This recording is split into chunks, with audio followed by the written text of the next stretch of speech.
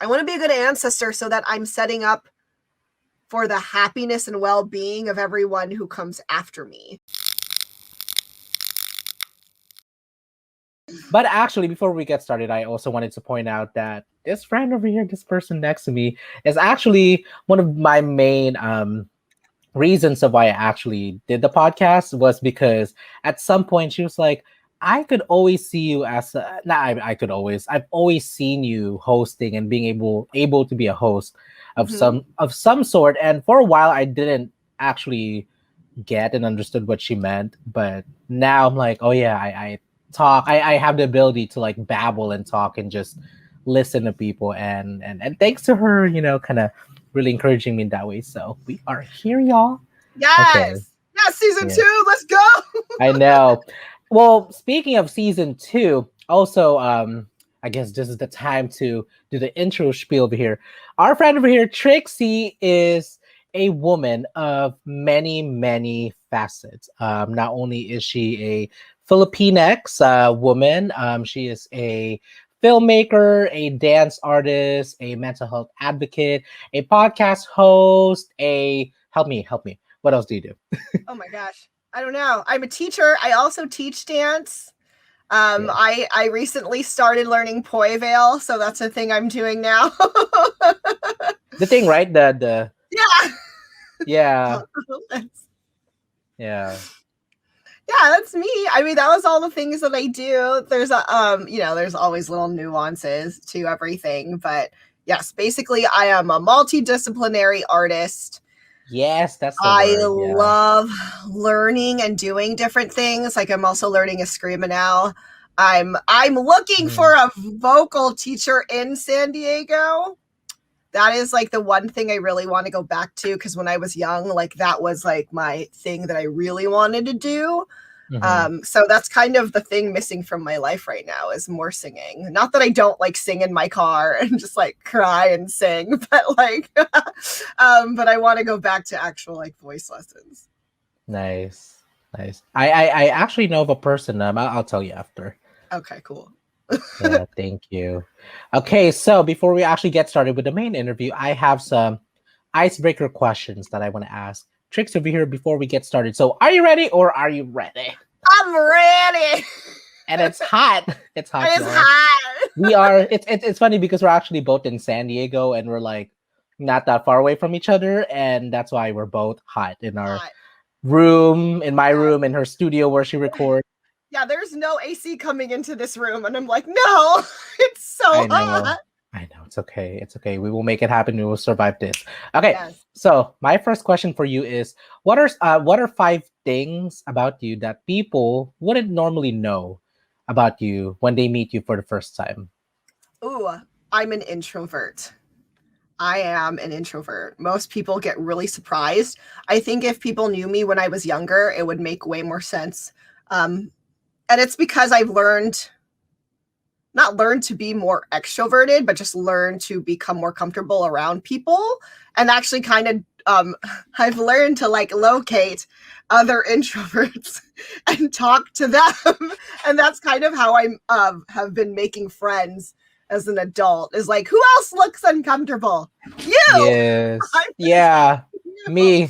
Yeah. Which is how I'm sure we met. So yeah. Yeah, probably. I'm gonna talk to you. Yeah. So that for sure, that I'm an introvert. I really am in my heart of hearts. I'm an introvert, and that gets very confirmed over and over to me again after I spend like a lot of time with people and you're like drained. Yeah. When I spend a lot of time with people, if I have to do like recordings or something with a group of people over like a number of days, I'm like, I want to be alone. I just want to be alone. Which is fine. Being an introvert is fine. Learning how to be an introvert and a very extroverted thing like this, what we're doing right now, is I feel like people would think that's an extroverted thing, but we're both introverts. So, learning how to accomplish what we want, even though maybe our type of personality doesn't necessarily lean towards it. So that's number 1. Number 2, I didn't think about it. I was stalling. There you go. Number 2, I do I can do a chipmunk voice / maybe like a Stitch voice. Okay. Sample? I was like, I guess I should do it now. I'm going to get really nervous. I'm going to drink water really quick because I'm nervous. It's okay, Trixie. We can do up to 3 as well if 5 is a little. No, I can do 3. it. We can do it. Okay. Okay. So I would practice all the time. And then I would start singing. It's actually easier to sing right now. So at first I was afraid. I was petrified. Kept thinking I can never live without you by my side. So that. Do that. Oh my gosh, I'm getting hot over here. It's actually, for as long as I've known her, I actually did not even know that. So I can do That's that. why I'm turning red. It sounds really weird because like my headphones are on, so it's like even more cloudy, and I'm like, am I doing it? I think I'm doing it. No, you did. Oh, okay. You did it beautifully. I think it sounds like it. I used to be on a hip hop crew, and I did that in college, and I was getting really good. And I don't say that about myself, so I really mean it. Like, I just was training so much, and I was so committed. I was getting really good, but then I decided that I actually wanted to focus more on the kind of dance, like concert dance I did at school, and just be a weirdo. So that's what I chose. So that's like a big decision I made in my life, because most people know me as like a modern contemporary dancer, but I actually started at hip hop. Yes, which is actually kind of how I've met you. At least is when you were kind of starting to like transition. I feel like, yeah. Which is a question that I'm gonna ask you later, which is how we met. But yes. I'm gonna say this one. You can see like my backdrop and stuff, but I feel like to a lot of people, if they don't know me, they don't know that I love anime. Like, if you just met me, I don't think people would peg me for an anime person. And I only said this because I've met a couple people recently and they were surprised that I liked anime. So I'm cheating and I'm using that. I love anime. I don't think I knew that. I don't think I knew that about you, but I'm not surprised either. Okay. Well, that means I need to talk more about anime. Yeah, probably. So, yeah. Well, like, part of it is just like, not everyone like watches it. And so it just like comes up if I see something that will like signal for it to come up. What else don't people know about me? Last one. I think we're at the 5th one. Are we? Okay, good. The last thing that people usually don't know about me is that this is a random thing you wouldn't know about me, so I'm just gonna say it. I hate crayons. Like, I irrationally hate crayons. Like, I hate them. Like, I hate the touch. I hate the smell. Really hate the smell. The last time I had to touch them is when I was like working at a dance camp and the kids were coloring, and we were like behind on cleaning. And so I was like, I need to pick up these crayons, because I was just trying to like clean everything else, and hopefully another teacher would clean up the crayons, but it wasn't happening. And I was like, just do it. So I like grabbed them like with one hand too. I would not pick it up and put 2 hands. I want to throw up a little bit. And I put them away, and then I washed my hands. Okay. We need to. Okay. Yeah. Last. Okay. Well, then I definitely now know not to give you crayons for your birthday. Yes, don't give me crayons. Please don't give me crayons. Because I like color. People are like, oh, crayons. And I'm like, yes, yeah. That's what I think too, though. Yeah. Yeah. People think, oh, colorful. Oh, crayons. And I'm like, no, give me colored pencils, or really like gel pens if you want. Okay, y'all, for those that are listening, the holidays are coming up. Please don't include crayons in your wish list, on her wish list for her. Yeah, no. Okay. Second question. Special talent that I guess, well, no, actually you just did that. You actually just did that with a chipmunk voice, so that was good. Yes. Do you have a morning routine of some sort? I try to. Honestly, I try to. I'm really bad at sticking into routines. Like, I'll do them for a little bit, and then really like I'll start a new routine. The routine that I am trying to do right now is wake up and journal for whatever amount of time, and basically like go stretch or try to do something before I look at like my phone or TV. Like I want to do it for 30 minutes. I tried to do it for an hour before, and I don't have that. It's a really long time. So I'm trying to work back up to like not looking at a screen 30 minutes when I wake up. And it's really easy. Like if I have dance class and I'm like, oh yeah, I'm just gonna go eat and then drive. Perfect. But when there isn't, like I'm trying to journal and do all that because I do think that's important. Have you learned anything from it, or what have you learned? I've learned. Is it really helpful? Is it helpful? Yes, it is helpful. It is really helpful. I have a lot of anxiety, and there are a lot of things that I want to accomplish. So I think for me, taking time in the morning to do something slower and something where I, there is less stimulation is really good for me. It's odd. Like the older I'm getting, the more easy it is for me to be overstimulated. Like, and that can be like literally with sounds. It can be with a number of people. I don't know. I don't think it's exactly my anxiety getting worse. I think I'm just getting old and my body is like, retreat and have less, which is, I'm trying to like lean into that because quiet time is good. Yes. Yeah. Yeah. Like what you said, we were getting there. We're getting old, y'all. And it's also a blessing. Let's not forget that. Because not everybody gets old, No, favorite food? Yeah. Sinigang. Favorite food? Sinigang. What kind? Specifically sinigang. Pork. Pork or oxtail. Pork or oxtail. My favorite for sure. If you want to get a little more general, like I love soup. I really love soup. Sinigang is my favorite, and then nilaga and tinola, like Filipino soups. They're my favorite. I just really love soup. Even in the summer. Like if someone offered me soup right now in this hot room, I would definitely take it. Wow. I love soup.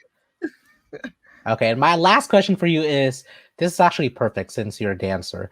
So if Trixie were to have her own TikTok dance challenge, what would the first move look like?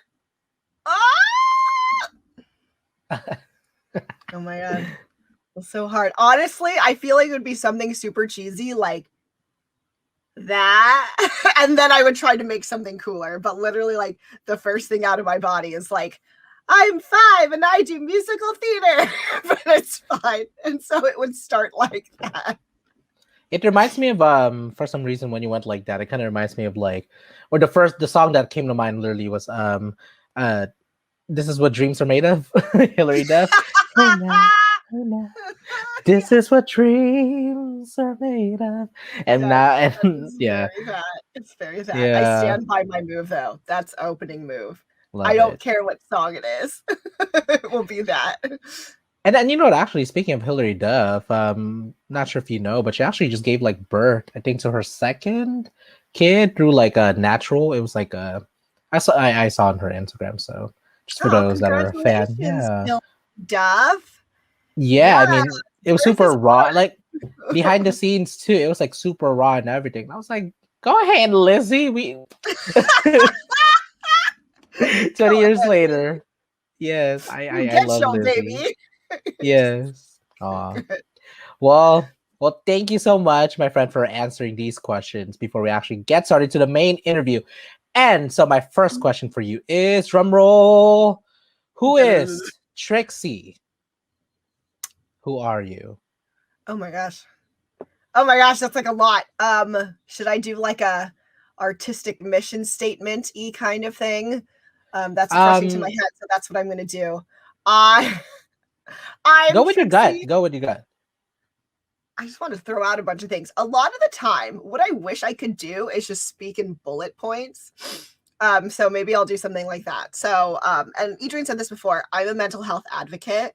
I live with mental illness. So, my advocacy stems from living that life and wanting there to be more awareness about mental health and mental illness, and also to help erase the stigma is really important to me, because when you have stigma, that means you have people not getting help, which means there are more people who are suffering, and really, unfortunately, people who die. Like suicide is a bigger cause of what is like our age range, actually 24 to 34. Like that's it might be actually number one. It might be number one or number two. And I've had people who have committed suicide. They're family members that I have, people who were my friends or people just in my life. And so it's really important to me to keep speaking about mental health and mental illness, because the more we can normalize talking about it, the more people can get help and the more people don't have to feel alone. So that's a really big part of my life. The other big part of my life is my art. So we were talking about it earlier. I do a lot of things. I do a lot of dance. I've danced for different companies. I freelanced. I used to be the assistant artistic director of Visionary Dance Theater, where Adrian and I danced together for a hot second. Like I came in and I was leaving. Yeah. Bye. Yeah. So yeah, it was great though. Yeah, and I'm glad we also got to like dance more, like because we danced with like the movement initiative too. Yes, like we did that whole thing. Oh my gosh, yeah. Jumping push-ups. I love jumping, tumbling push-ups over everyone. It's like, ready? If you mess up, you will hit your friend, and you're like, okay. Yeah, that was intense. Yeah, I love dance. It is kind of like my base art. Like I am also a filmmaker now, but I chose to do it because basically I wanted more opportunities, and I was that's what I was gonna tired of say. waiting for people to give them to me. So Yes, ma'am. film kind of felt like a way where it's like, oh, I can do this, and also I can kind of do things on my own time and really quite literally focus and highlight my like the things that I'm good at versus, not that I'm horrible at choreography or anything, but like your style is always going to look best on you versus someone else's style. Like that's just real. And so that's been really interesting and fun and also scary for me. But yeah, that's me. But you've been doing great as, kind of someone that's just been seeing it from the outside. I think that you actually made a really good choice transitioning into it because, well, now with a pandemic, everything is digital. So it's the way to go. And I think you did it just in time too. So. Oh, yeah. And honestly, like everything with so the Thoughtful Beast is like my digital guys. And it's where I first I started on Twitch, which I will probably never go back to just because it wasn't the right platform for me. But yeah, I started doing everything digitally and creating this digital brand. And then I was like, oh, well, I'm going to put my art into it as well. And it's been like 2 years. And then bam, pandemic. So it was kind of like, oh, well, I'm glad I have trained myself for this. And so like I was, I wasn't shy. Like a lot of people, live streaming is really scary. And I was like, it's fine. Especially because it's like, I was live streaming on Twitch where I was being called all these different names. So I'm like, it's fine. There aren't these like 12-year-old boys trolling me. So there's nothing scarier than a bunch of mean 12-year-old boys, which makes me really sad because I don't want it to be 12-year-old boys. But that's what everyone kept telling me. Like, they're like, oh, you're being trolled in summer. It's basically like teen boys just not having anything to do. And that makes me sad because I want better for boys. And,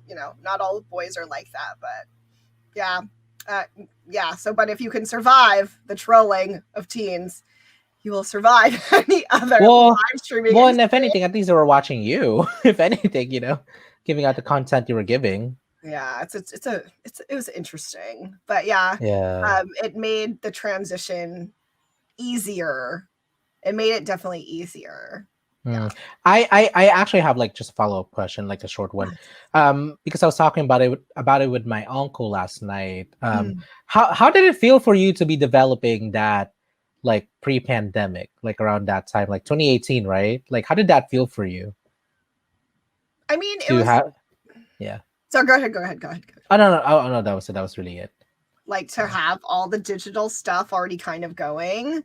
Yeah, Like, yes, and to have started when you started, like, because for me, I know that when I started my channel in 2018, I mean, it was already the norm, right?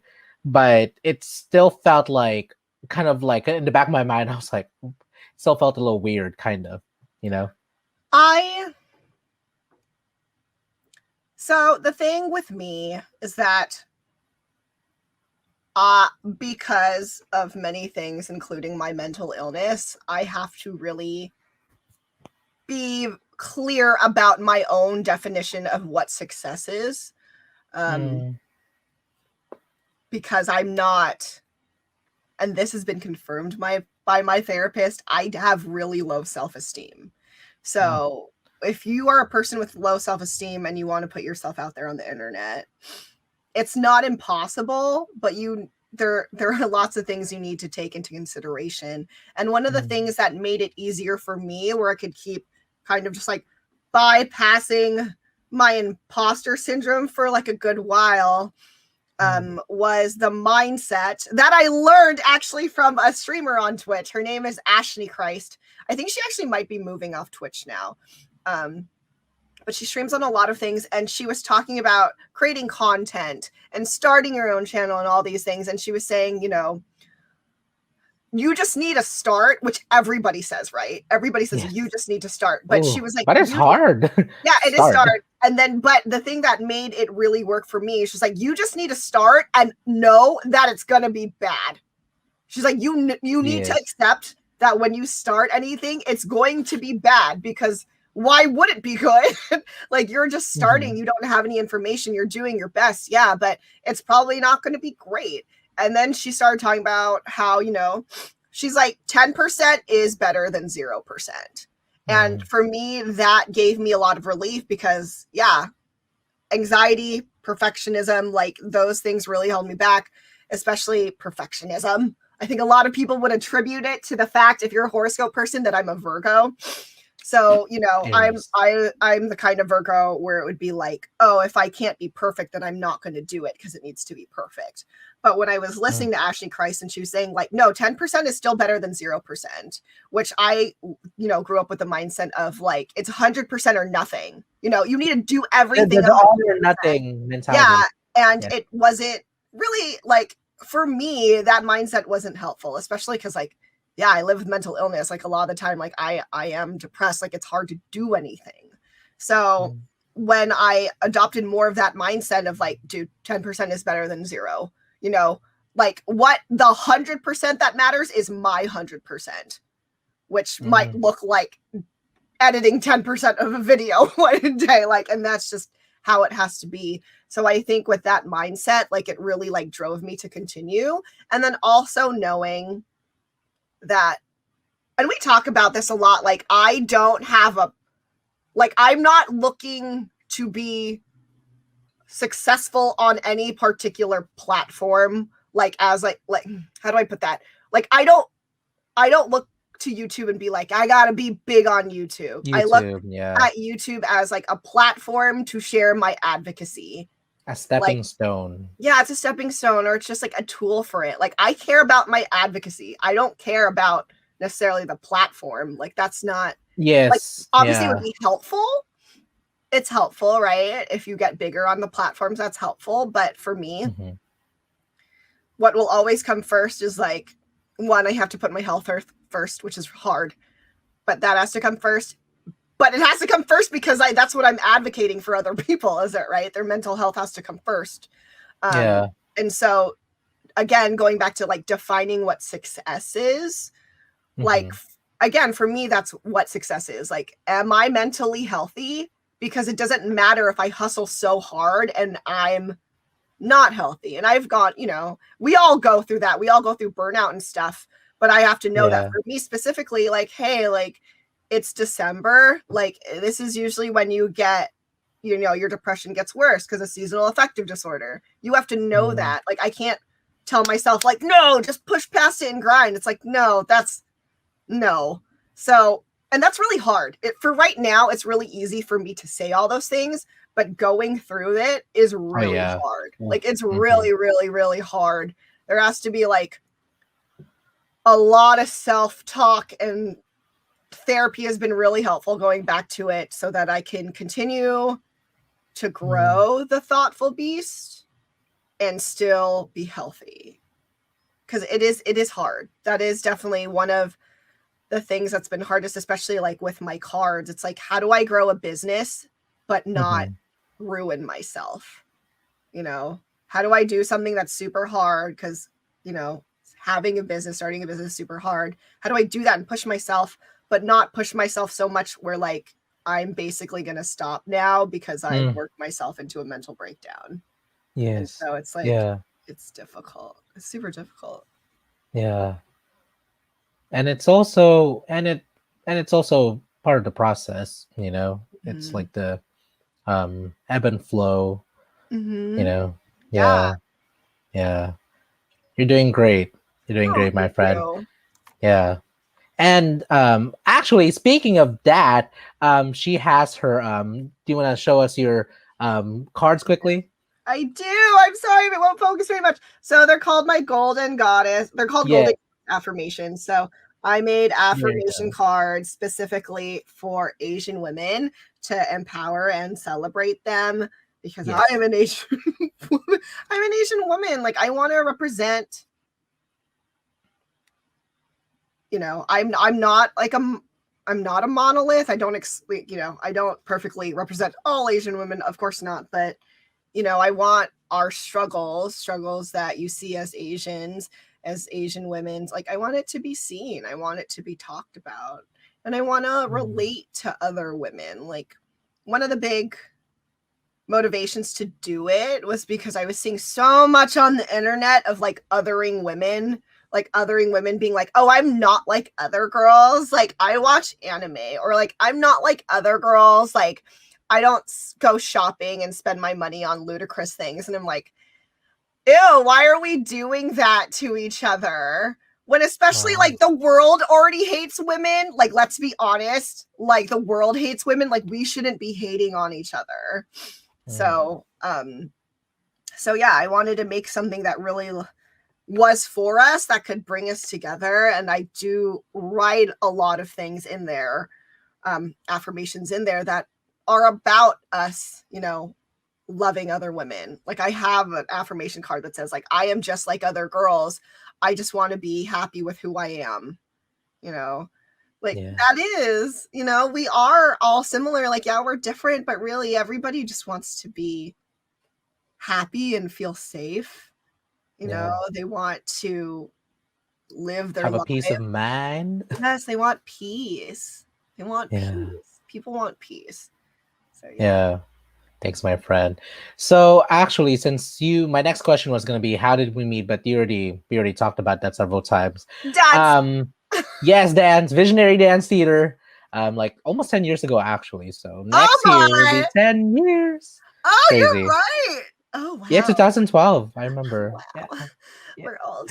Okay, Getting there. Okay, so my next question for you is, please take us through what was Trixie like as a kid growing up? And I personally know this, but I think for our viewers that are listening, I really love asking this question because you know, nothing is ever, you know, in isolation. You know, the people that we end up becoming has a lot to do with our upbringing and, you know, our experiences growing up. So whatever you'd like to share, and you want to describe yourself. Yeah, little Trixie was very shy and was very unsure of herself. And little Trixie was having a hard time. So my parents are immigrants. They came here from the Philippines. And with them being immigrants comes the mentality, which is the mentality you would have. Like, it's practical. You have the mentality of survival, right? My parents worked really, really hard. My mom is a nurse. My dad was in the Navy, and then eventually became a janitor here after the Navy, and then became a postman. So, you know, they've worked hard so that my brother and I could have a good life. You know, that's why they came here, like, to America. They left their homeland, like the place that they grew up and like love still to this day. You know, they came here so I could have a better life. With that being said, being an immigrant obviously comes with trauma, like even literally the trauma of leaving your homeland and living in a foreign country. Yeah. You know, and that comes with so much. That comes with literally just leaving your home and your family and friends. It comes with racial tensions. It comes with cultural tensions and clashes. It comes with being now but poor, right? Like my parents were in they were in this apartment that, like, if you go look at this apartment, it's so weird because it's literally, so here are train tracks. Here are train tracks.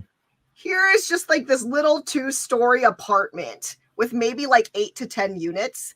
And then there is nothing else around except for street to drive by the train tracks. Like, it's like ridiculous. It's this place that shouldn't have existed. Like, that's where they lived. And I remember, you know, like that trauma too. Like my mom telling me that her and my godmother sometimes, you know, people would be knocking at their door. Like they stayed together because my godfather and my dad were off serving in the military still. So they stayed together, and sometimes they would have to hold the door because people would be trying to get in. Like some weird random men would be trying to get in to the apartment. And it's just like, but that's just where they lived at that time, you know, and this dinky apartment that shouldn't, where people that shouldn't have been there. It's really odd. Again, there's nothing else around. So like, wow, that trauma of hardship too, right? Like they survived through all that. They created like a good, like middle class life for me and my brother, you know, as we got older. But that came with sacrifices, you know, that came with, again, living their hometown, having to live in an apartment where they're scared because people are trying to break in, you know. It came with changing their dreams. It came with maybe giving up their dreams, you know. It came with a lot. And it also came with the fact that, you know, mental health is not a thing in our culture. Like even now, like it's starting to be something that we talk about, but there's still so much stereotype in Filipino culture about it, let alone all the other Asian cultures. So God bless our generation for helping normalize it. Yes. God bless our yes, millennials. Let's talk about it, because intergenerational trauma sucks. You know, we need to get rid of it so the Zoomers don't have to go through it, because it sucks. So with all that being said, and that's like, you know, my family's mentality, like they, like, quite honestly, like my mother struggled with her mental health, and I don't know if she would admit to that to this day, which is, you know, that's her story. So, you know, she gets to define herself how she'd like, but it created a lot of problems for our family. It made me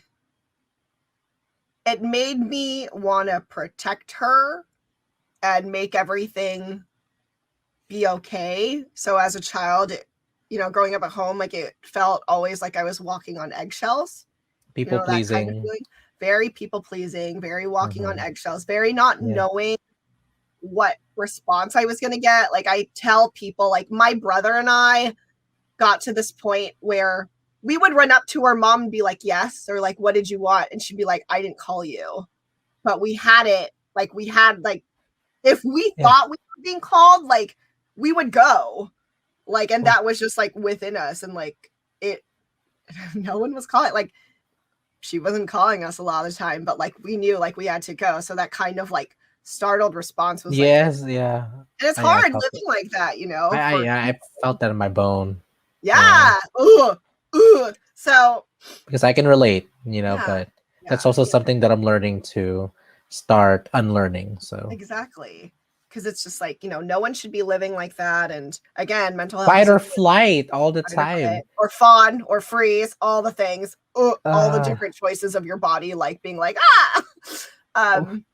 it's hard. It's hard to live like that. And when you live like that as a child, plus all these other things, it's, you know, like I have CPTSD. I have complex post-traumatic stress disorder. I also have PTSD from other things, but like I'm a child who grew up trying to do the best to appease and take care of her parents when they were trying to do their best to take care of me.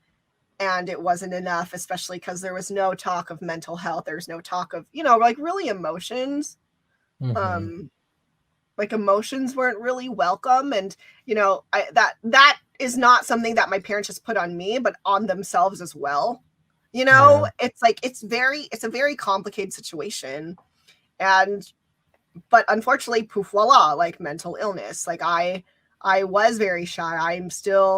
I still to this day get very unsure of myself, or just am unsure of myself.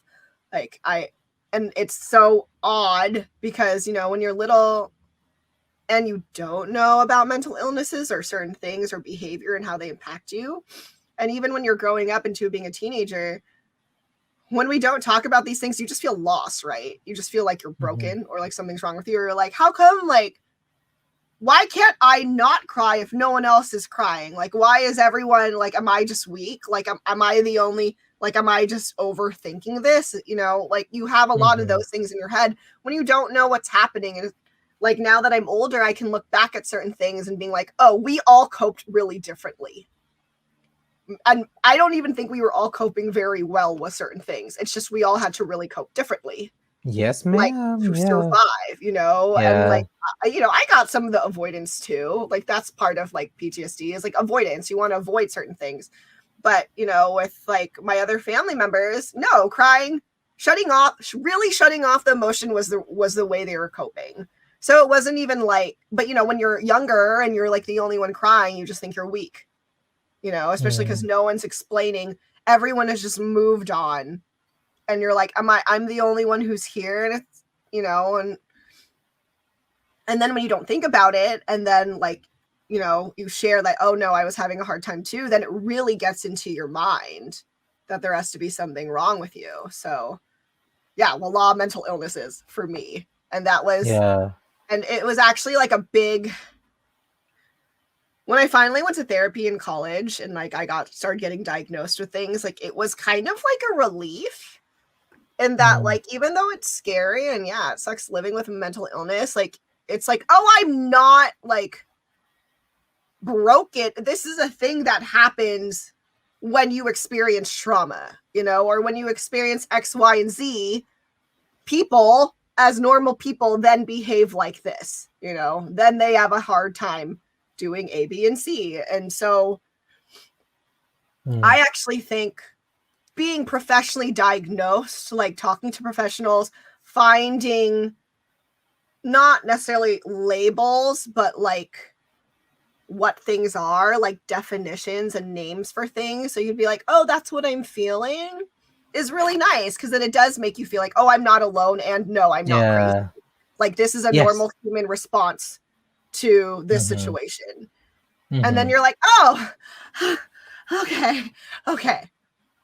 So I'm being a normal person. This is what a normal person looks like under duress or distress, you know? Yes.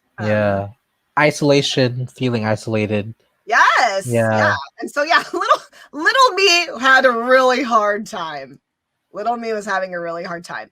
But also like maybe like the funner parts of it is I like to play in the mud and dig earthworms. My friend and I, when we were in third grade, we would dig earthworms and then put them in muddy water and then go fishing for them. Oh, like, wow. We do weird things like that. So odd, so random, but I really like to play pretend. I really like to sing, and my parents did eventually put me in voice lessons, but I was also just like, no self-confidence. It was really difficult. No self-confidence. Like, that's the thing too. Like, you know, like my parents, I have no doubt they love me. But when you're a kid, if it's not said enough, you don't feel it, right? If it's not said, you don't feel it. Like now when I look back, I'm like, oh, my parents loved me and they showed it by, one, yes, taking care of me, right? But two, also they paid for my voice lessons. That was them loving me. Feeding you, clothing you. clothing me, which but like, is what I've heard on my end. Yeah, which is so important, and I understand that, but also it's like when it's not said to you, or when when you're not fed confidence as a child, when it's you don't have someone saying, "Oh, I do believe in you," or "Oh, you are smart, you can do that," like that also messes with you a lot. Because if you like, then you have to like start looking for that somewhere else, Yes, and or the thing, and then we're little kids, we can't tell, we can't see those things until we're an adults, and at some like and at in some ways it's kind of too late because we were already shaped by those things. Just because you told us that's not what you meant to do doesn't mean that it didn't mess with us. You know what I mean? Yes, Like it yeah, already happened, like, and I can understand, no, you didn't mean to do that to me, you didn't mean to put me at a disadvantage or take anything away from me. That was never your intention. It but that's still what happened. happened, though. Yeah, it still happened. Oh yes, It yes, still happened. So yeah, it's hard. It's super yeah. hard. My friend, then how do you feel like all of that, all of those experiences? Then, at what point? Then we're gonna do a big jump. So, Yes, jump. how did all of that like help shape you into becoming the artist that you are today by like deciding to go to do this professionally, basically is what I'm asking. Like at what point were you like, I'm gonna do this professionally, I'm gonna go to school for this, like please Yeah. take us through that process of like what was going through your mind. So it was really hard. When I went to college, I went under the major of psychology. And honestly, I ended up double majoring. Oh And yes, I there you didn't go. want to. I didn't want to, Mm. but my parents are paying for my college, and I was like, I need to do something to appease them, because what I did, and I don't know why they let me do this. So basically, I came in as a psych major. Then during my sophomore year of college, I was like, I want to be a dance major. So I dropped my psych major and added a dance major. Then I freaked out and I was like, no, and I freaked out. Like, and when I say like, this all happened within a couple months. Like, this did not spread out throughout my college career. This happened in a couple months, which is why I don't understand why the registrar let me do it. So I dropped psych, added dance. Then I freaked out. So I added psychology back, and then I dropped dance again. And then I freaked out, and then I added it again. And then I stayed. And then I stayed, and I was like, you know what? I'm just going to do both, because at least that way, my parents aren't completely like, what the hell? So I double majored. Like, that's what I did. I double majored. And, I am glad I did. It gave me a better understanding of people and myself. And I mean, yeah, like a big part of my life is about mental health. So like the psych degree does come in handy, but also it was actually more like the beginning of that journey. Like, I learned a lot about psychology by being a patient, like literally by being a patient, because you literally have to learn. And then like, if I've been really, really, really, really, really, really blessed to have all good therapists. I have not had one therapist that like I didn't think was good, or who like who I didn't connect with. So I'm really, really lucky. And I learned a lot through them. So it's interesting. I learned a lot through that. And I think choosing dance, I did it because at some point there was a part of me that was like, no, you deserve to be happy. Like whatever actual little rebellious part there was inside of me somewhere, which is like, no, you deserve to be happy. So I kid you not, Adrian, and really I cannot tell. It is like, it was like a good 5 to 7 years after I graduated from college where my parents were like, so when are you going to go get your master's in psychology? Like straight up, had already been dancing with Visionary. Like that's why I can't tell how long, because it happened before Visionary. It happened while I was in Visionary, where they were still thinking, oh, like she's going through a phase. when is she gonna stop that and actually go to school? Yeah. And it was hard. And again, I know my parents love me, but it was hard. Like, and this is really sad, but I honestly don't know. I don't know if my parents think I can dance or not, because my god sisters, who I grew up and I watched them compete and stuff, they were competition dancers, and now they're commercial dancers. They're successful commercial dancers. They've been on TV, they've been on Broadway, they do all that. And because the kind of art I do really isn't that, I don't actually know if they think I can dance. I think they have just I feel like their denial turned into tolerance. And I think that's just where we are now. Like, I'm 32, but I think that's where we are now. They come, see, the weird thing is that they come to my shows when they can. They're really supportive, but also when they talk about it, you're like, okay, you're here, I'm just going to go with that. Because then they'll talk about it and they're like, what is this? Like, what are we doing? Like, what? Like, so, and it's fine. It's fine. I try to just take what I can get and be okay with it. Yes. It's just really hard for them to understand because, my god sisters, again, they're commercial dancers. So the fact that I'm not doing that, they just don't understand what's happening with me or what I'm doing. But again, the part of me that wanted me to be happy, maybe it is little Trixie being like, no, we deserve to be happy, it's just going with it. Like, and I never stopped picking dance. Like, when, I had to go get a job, like, I don't know, like, I did many things to make sure that I could keep dancing. And a lot of that included going to therapy, because I would hit times where I'm like, I hate art, I hate dance, I hate everything just makes me depressed. But I was like, I don't think this is right. I'm like, I don't think this is right. Like, something was like, that's not, I think something is wrong then. And so I ended up choosing to go to therapy, because I was like, I'm not dancing and I'm not enjoying it. It's not right. This isn't right. This can't be my life, because dance has always been the thing when I decided to do it, that like brings me joy. And it's how I've made all my decisions.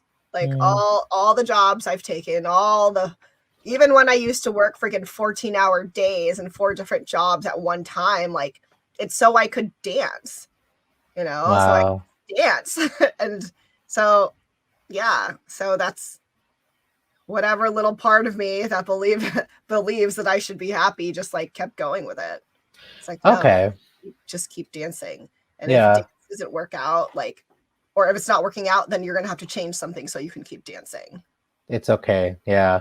Actually, I do have a follow-up question. Then what would you say, like, what are some advices you can give, or what is a piece of advice that you can give to someone that is currently going through that, of like just trying to make it work, but then they really want to succeed in what they're doing? Like, what is one thing that you can give? There's so many things I want to say, actually. Or a couple. So actually the first thing I want to say, even though I just said all that, is that it is okay to change your mind. Like, it's okay, like, sometimes you don't actually figure out what you want to do until way later. Like, say for me, like, it could have well been that, like, it really wasn't dance. It was just a specific part of art. Like, from there, like, maybe if my life worked out differently, like, my dream really could have been, oh, maybe I want to be a music composer. You know what I mean? Like, maybe that's why I really like dance. So it really wasn't dance. So it's okay. Like, it's okay. And I know it's scary to give up on dreams, but I just don't think. I know that. Right. But like, sometimes it's like, it's not giving up on dreams. You just realize, like, oh, crap, that wasn't my dream. Yeah. You're just going, oh, I actually wanted this. Yeah. Like, this is what I wanted. That was my dream. I just didn't know yet. And then nothing is nothing is ever in isolation, because it's like, how I've described it is you reach that end of the road and then another one just opened because you like unlocked it and now it's like ta-da, it's time to go this way, Yeah. and yeah. And that's kind of how it's so odd. I feel like an old person saying it. Like, but like that's kind of how life is. And That's what honestly, happens when we get old. We have more advices to give. That's what I've been realizing you're too. like, I've lived all these years and now Grandma I and want to grandpa. stage you. Yeah. Like, but like that's really my number one advice. It's okay to change your mind. It's okay to change your mind, not because you're scared, but because you realize like, oh, this might not actually be it. Yes, it's And the end of because the road for you. there is no reason to make yourself suffer trying to make something work if it's not. There's no reason. Like it's different. Like if it's just like, oh, it's there's a difference. There's a difference. And then sometimes too, like you realize it's not even just about dreams, but like priorities and actually what makes you happy. Yeah. Like the dance does not make a lot of people happy, and that's okay. I would Yeah. never look down on someone who is just like, this is too hard and I'm just sad. Like I'm living a horrible life. Like I can't make enough money to pay rent. Like I'm not going to be here. Like I want to stop dancing. I want that financial stability. Like I would never look down on anyone for that and be like, yeah, it's really hard. Mm-hmm. And if you realize that your priorities and your dreams are actually to be happy in another way, go do it. And then my second thing for advice is you really need to you need to define what success is for you. And I think for me, what's really helped me is that I know I will dance to the day I freaking die. I know that. That is my dream.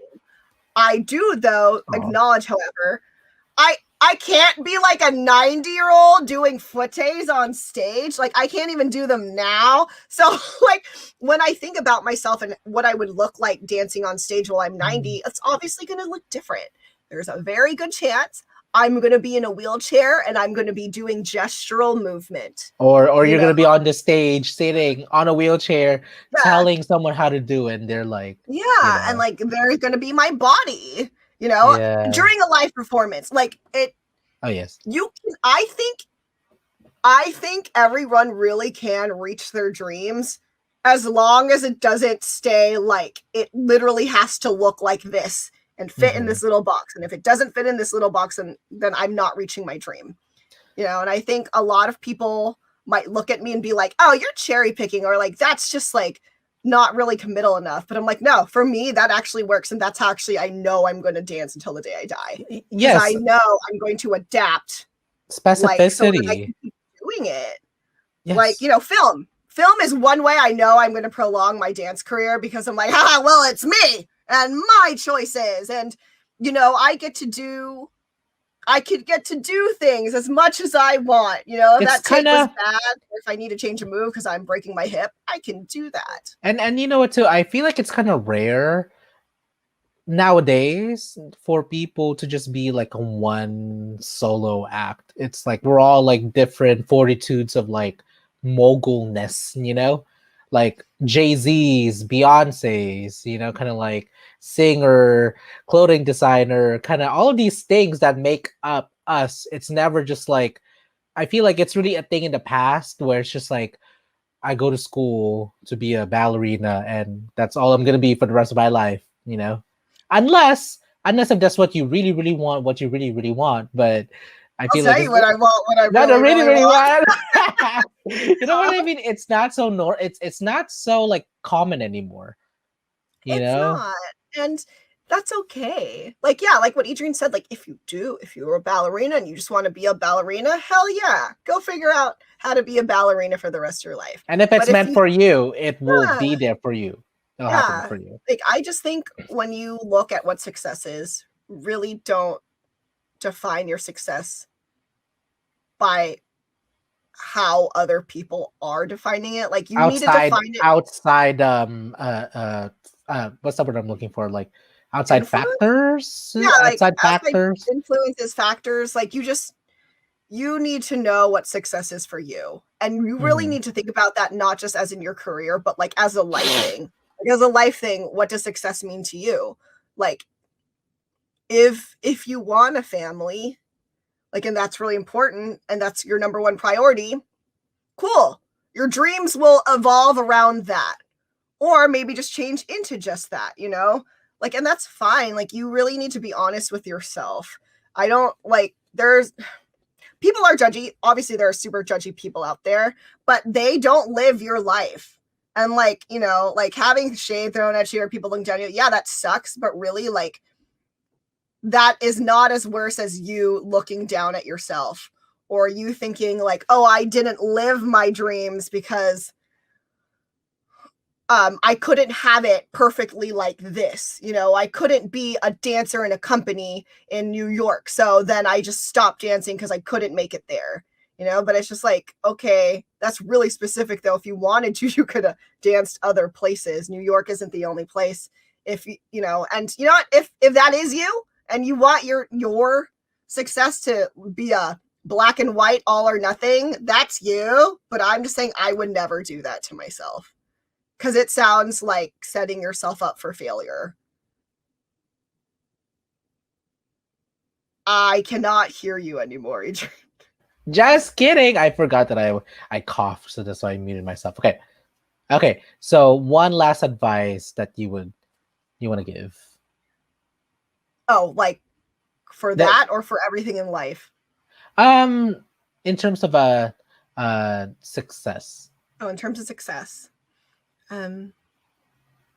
If you have any, if not, it's okay. Yeah, no. I have so much to say. Like, do this, but this, career trajectory. You know, like, don't. If there are people important in your life,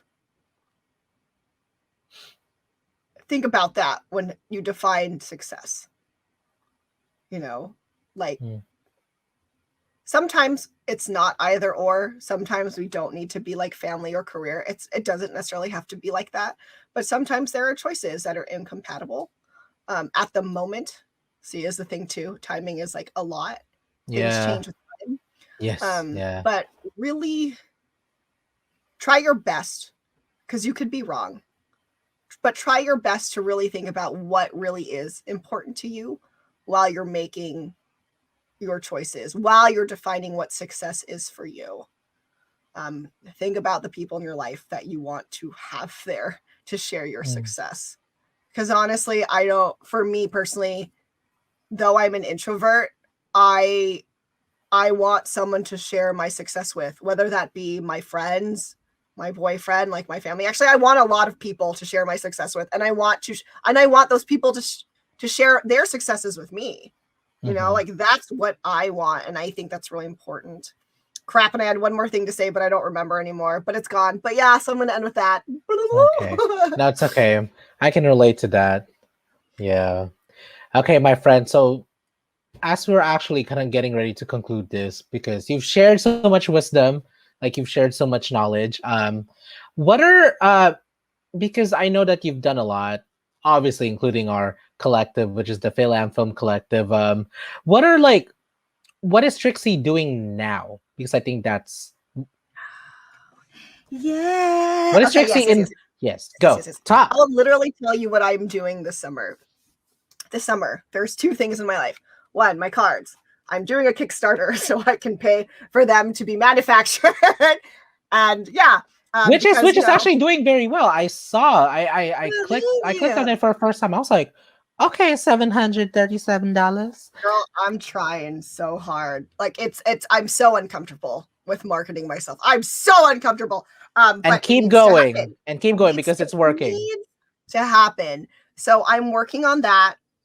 Because again, like I'm not a company, I'm just a person, and I didn't want to wait for like a sponsorship or something to be able to make something that I think is necessary for our Asian community. Like, dude, like no, I'm not waiting. Yes, which is actually very important to point out that, I mean, I know it's cliche at this point, but it's like literally not waiting for someone to give you the opportunities, because in 2021, literally and especially kind of surviving the pandemic. You know, if you've survived the pandemic, it means that, you know, you still have, you know, your story to tell and your dreams to achieve and the difference to make, and that also includes the tools that's out there. You know, that the gold is out there. You know, you just gotta go walk, look, start picking, but you gotta walk. Start picking. Yeah, you gotta Yeah, no, walk. it's so true. Like, I feel very grateful that I'm alive and that I'm Mm. still alive. I feel grateful. You know, like I was talking to someone from the Philippines and they're like, we don't have vaccines yet. And I'm like, I'm so sorry. They're You know, like getting there, like yeah. I feel so freaking lucky. And like that, like we also live in Southern California. So, you know, it's when we had winter, we could still go outside. Yeah. You know, like that is something that was available to us, and that's not available to not even a lot of our country. You know, snow is real, and snow days are real. So I feel very grateful, and yeah, I don't want to wait because you'll never know, right? This pandemic isn't over. We could get another variant that could take all of us out. Like I'm not waiting for money to create representation. I'm just not. And so with that said, like with the Film Collective, what Adrian, Marissa, and I are doing now is we're really focusing on community and figuring out how to make our collective more of a collective. Like that's what we always wanted. Like, yeah, The it started. film few. Yeah, it's kind of like the film few, and that's fine for when like we're starting out. But now that like we have some clout and we know some people, it's like, no, let us make this a community thing. And for me, like community is really important. The other thing that I'm doing with community is I'm part of a BIPOC dance and art affinity group in San Diego. We're called Movement Catalyst San Diego. We're really focused on talking to the Commission of Art and Culture so that, you know, our BIPOC dancers are not being harmed by the same white institutions over and over again. Yes, that is ma'am. very important for us. Social justice work is very important to me. And with Movement Catalyst, we are doing that work, talking to the commission. We're also trying to talk to different foundations and also because I volunteer distribute for like events, like I want to set up art events for the community. Like I want to promote like art literacy. I set up art talks. I want to connect different, you know, like quote unquote easy connections, right? Like why can't more coffee shops sell the art of local artists? Like why, like I have a coffee shop that does that close to here, and I'm like, oh well, then why can't we do that on Convoy? Right? Why can't different boba shops sell the art of local Asian artists? Like, wouldn't that be cool? That'd be so cool. Like, so I am, that is like the other part of my life. It's literally the summer is my card. So like getting my business like really started and learning to be an actual businesswoman. And then all the community work I want to do because I love it. I love social justice. And also, you know, with the pandemic, a lot of like urban beats got cut, you know, a lot of youth art nonprofits and organizations got cut because of COVID, because they need to go into housing and stuff. And that's also important. Like, of course, like it needs to go to like those like health funding and housing for youth as well. So it's just like, I want to really find people because they're out. I know they're out there. You know, people who are willing to volunteer their time for the community. And yeah, that's kind of where I am right now. And it actually makes me really happy to be able to focus on like those two things. Cards and community. Cards and community. So like, yeah, it makes me really happy that like that's what I'm focusing on. Nice. Okay, so I have one more question before the concluding question, and actually just thought of this too. So I guess now, kind of looking back at everything that you've done, really, in your life, and kind of getting to where you're at now at this point, how do you feel? If you've been able to reflect on it. Oh yeah, I just had therapy today, so yes. I feel like I still have a long way to go, but in a good way, in that, like I'm 32, right? But I honestly feel like this is, quote unquote, there's air quotes, like this is where I am now and how I'm feeling, and I'm feeling healthy enough to do things. Like I feel like this is what people told me my 20s were supposed to be, where I'm like, oh, I get to discover and do all these things and like, be part of my community, like really get into like my own career and my own art. Like I feel like that's actually available to me now. So I feel like I have a long way to go, but in a way where it's just like, oh, I feel like a baby and I get to start to walk now. So I feel very happy and I feel very grateful again, especially because like, yeah, we're still in the pandemic. Like, so I feel very grateful that I am alive and well, and that I'm in these places where I can really work on representation for the different communities I'm in, and really work on fighting the stigma in our Asian cultures with mental health. Like I feel very lucky, and I feel like like those scenes like at the end like of a TV series where like the main character is like looking out into like the scene of like a mountain, or looking out into like the new city they just moved to. Like I feel like my life is opening up like that. So that, yeah, that's how I feel. I feel like my life is opening up. Wow. That makes sense. That makes sense. That you feel that way because all of your years of fruit and labor are finally, it's become more specific, and it's like shaped itself into this.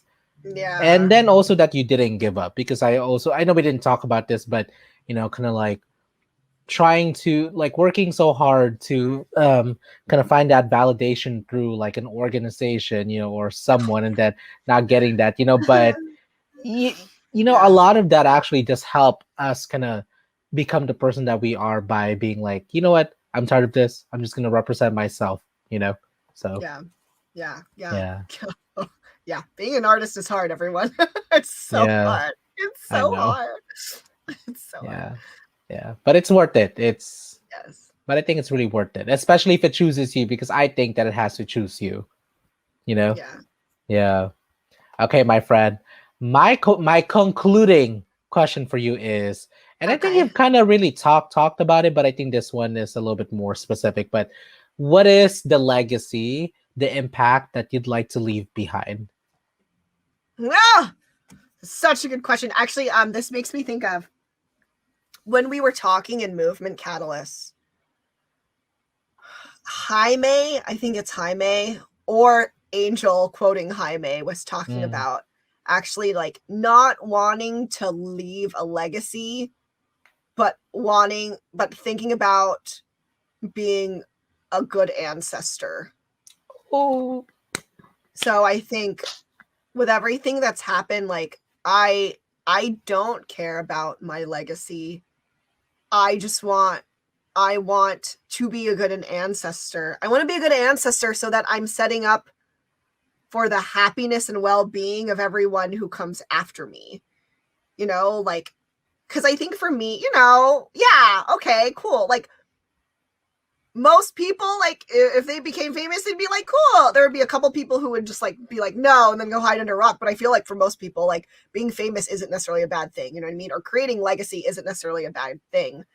And that's all fine. But I want to be a good ancestor. I want whatever happens, whatever role I have in accomplishing that, that's what I care about. I care about making a society, helping to make a society that is more loving and more kind and more accepting than the one we have now. So whatever small part that I could actually play in that bigger thing, and as many other people I can pull around me now so that we can do it all together, like that's what I care about. wow. I think that's what is important to me. Like the things that we do as a group you know, and also like I also like think it's part of me thinking like I don't care about what people think of me when I'm dead or I'm old. Like you know, the people I care about, like it's like you. I care about what you think of me now and how I'm helping you in your life. Like and yeah, and I'm sure you care about how you're helping me in mine. You know, like I that is what like I'm focused on. Just want to be a good ancestor. Yeah. Oh, I love that. Snaps, y'all. Snaps. Right? You go, Jaime, wherever you are. I don't know where you are. All of a sudden, Halo activated. Oh, yeah, it's like he's dead. He's not dead. No, he's not. No. He's not. I just realized I did that in someone else's thing too, and I'm like, I just realized I think I'm making someone sound like they're dead, No, but they're not. no, They're just actually I don't know where they are. Our friends in the They're dance alive. community. Jaime Nixon and Angel Acuna, shout out. They're alive. Yes, and thriving. They're alive and thriving. Yeah. Yes. My love. Okay, this is the time to plug. Where can people find you? We like everything we talked about. Yes. So you can find me and my cards. So you gotta do the plug. My Golden Goddess affirmation cards. You can actually find them on my website because I actually think that will be the easiest. So thethoughtfulbeast.com, because that is my brand, The Thoughtful Beast. If you actually just Google Golden Goddess Affirmations Kickstarter, you will find my Kickstarter.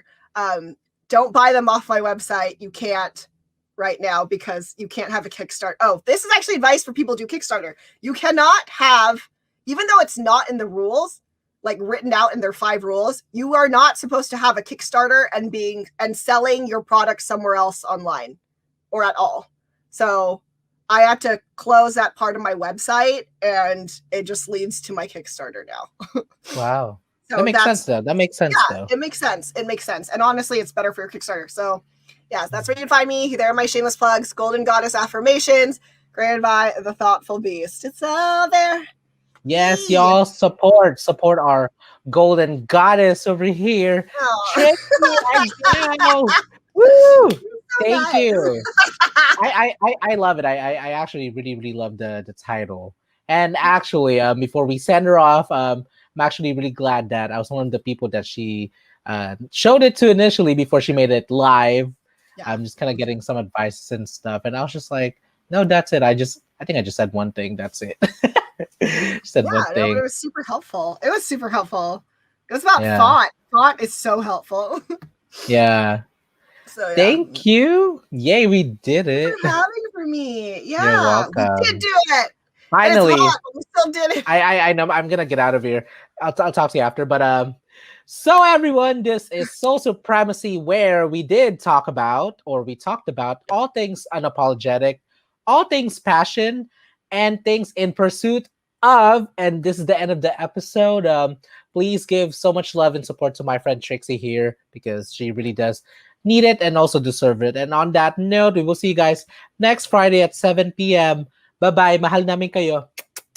Bye. This podcast show is a product of Studio Penguino. For more information about advertising, please visit www.adrianpenguino.com.